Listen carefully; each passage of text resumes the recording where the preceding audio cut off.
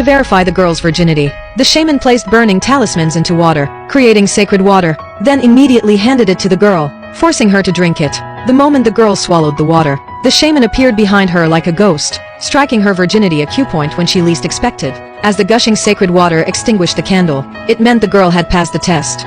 夫人，黄花仙娘是个姑娘。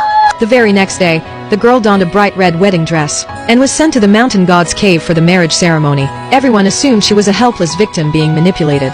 Little did they know she had masterminded this entire scheme and deceived the village chief.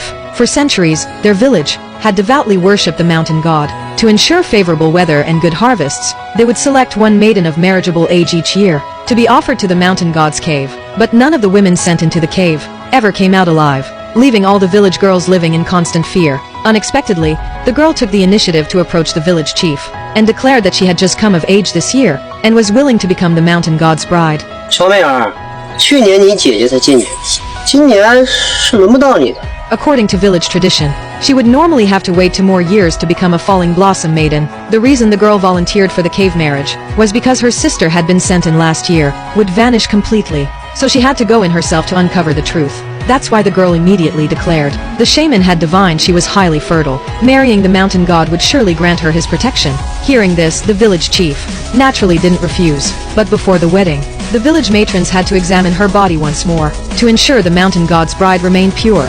To her surprise, the mother-in-law found some questionable books under the girl's pillow. 妹儿，你说实话，你到底还是不是完整的？ The girl quickly explained she bought them just to learn techniques for properly serving the mountain god, nothing more. Seeing her so dedicated to wedding night matters, the mother-in-law thought her reliable enough. But she still had to undergo rigorous physical examinations. After confirming the girl's purity, the mother-in-law presented her to the village chief. By tradition, she needed another public inspection before the crowd. Quick-witted, the girl protested her body was sacred and should only be seen by the mountain god as respect. Unexpectedly, the mother-in-law insisted this was village custom. This tradition has remained unbroken for thousands of years. Though reluctant, the girl obeyed for her sister's sake. After the ritual, the girl finally donned her wedding attire. Just before reaching the cave entrance, she seized an unnoticed moment. Deliberately twisting her foot, blood instantly stained the stone. The village chief scolded her for daring to shed blood on this sacred day. 对不起你。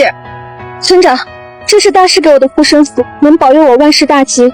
大师早就算到我今天会先悲后喜，这说明我现在虽然在流血，但是一会儿见到神明之后，我肯定能顺利入洞房。